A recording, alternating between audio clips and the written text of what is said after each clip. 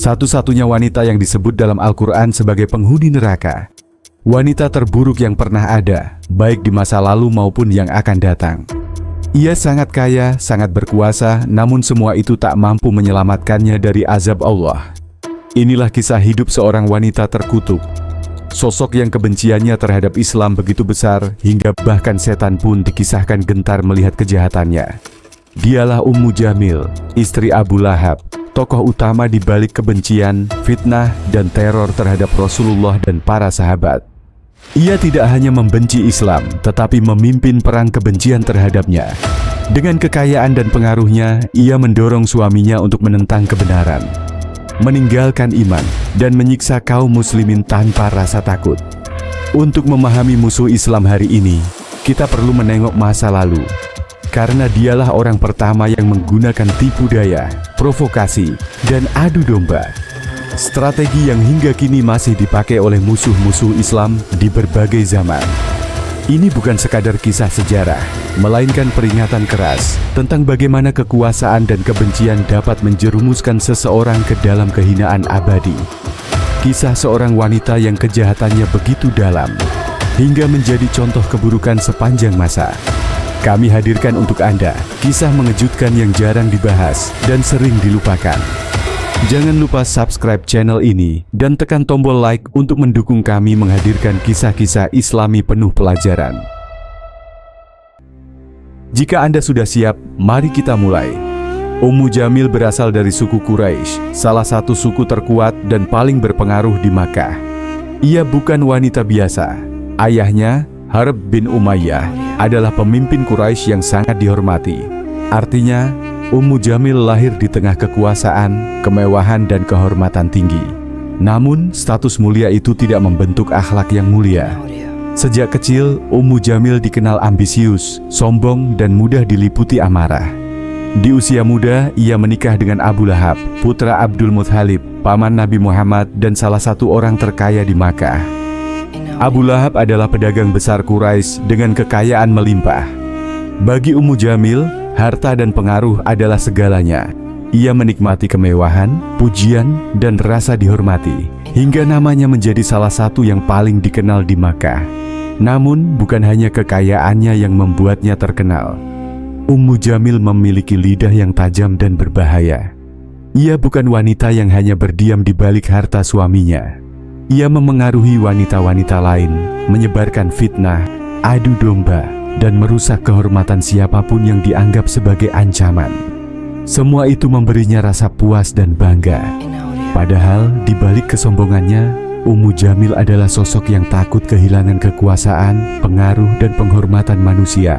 Ketakutan inilah yang kelak mendorongnya menjadi salah satu musuh Islam paling kejam dalam sejarah. Ummu Jamil terobsesi mempertahankan status suku dan kehormatan keluarganya.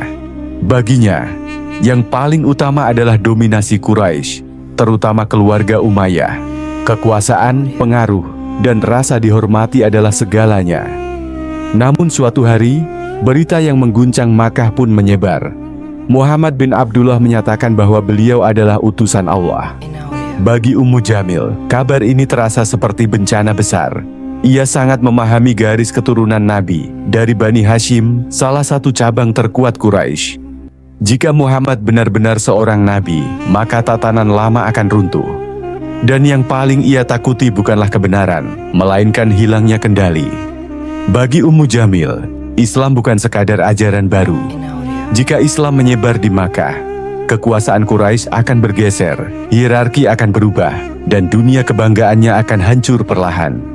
Inilah alasan ia menjadi salah satu wanita pertama yang memerangi Islam. Abu Lahab memang telah lebih dulu menentang Nabi, tetapi Ummu Jamil membawa kebencian itu ke tingkat yang lebih kejam.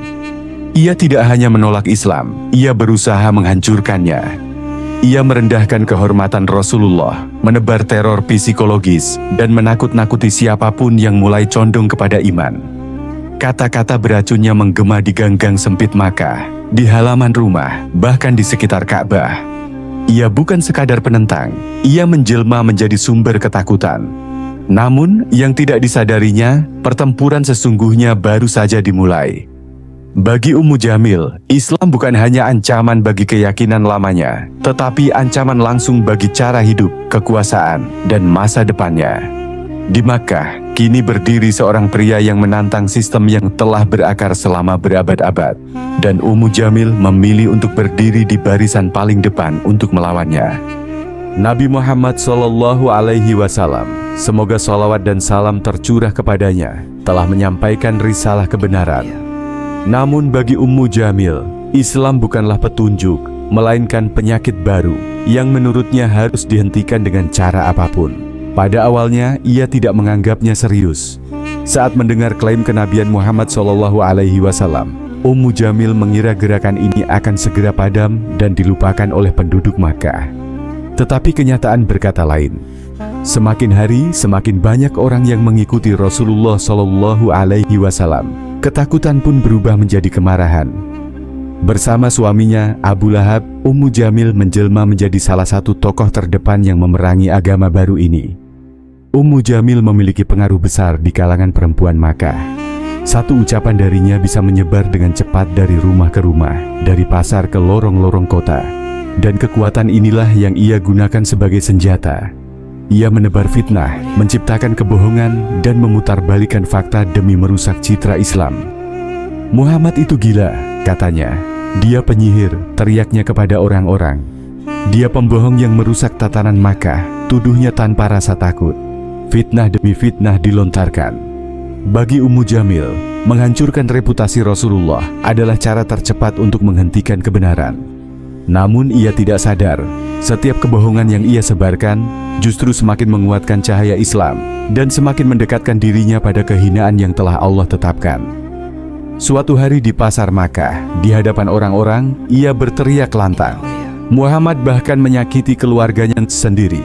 Padahal kenyataannya berbanding terbalik. Nabi Muhammad dikenal oleh penduduk Makkah sebagai Al-Amin, orang yang paling jujur dan paling dapat dipercaya. Bahkan sebelum beliau diangkat menjadi nabi. Namun kebenaran tak berarti apa-apa bagi Ummu Jamil. Ia terus merusak nama baik Rasulullah SAW dengan fitnah demi fitnah. Tak berhenti di situ, kebenciannya juga diarahkan kepada Khadijah binti Khuwailid radhiyallahu anha, seorang wanita mulia, terhormat, dan pendukung terkuat Nabi sejak hari pertama dakwah Islam. Bagi Ummu Jamil, Khadijah adalah ancaman besar.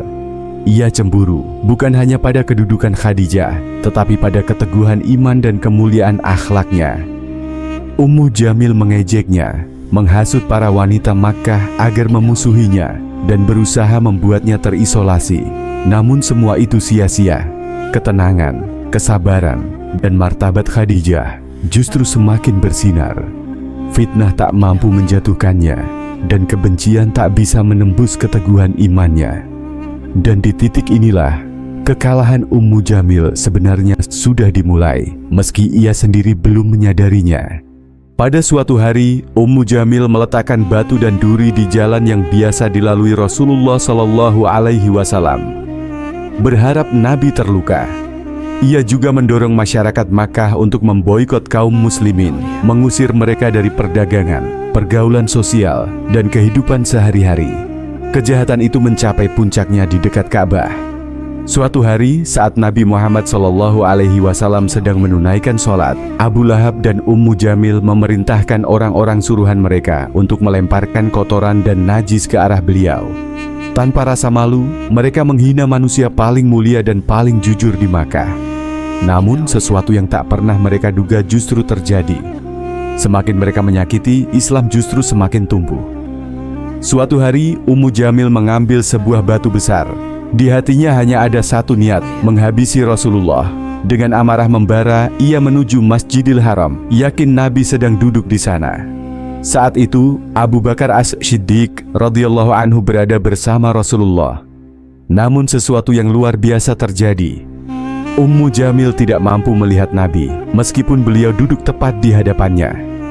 Sebaliknya, ia menoleh kepada Abu Bakar dan berteriak penuh kebencian, "Di mana temanmu? Aku datang untuk mencelakainya. Dialah yang memecah belah kita dengan sihir dan kebohongannya." Abu Bakar menatapnya dengan tenang.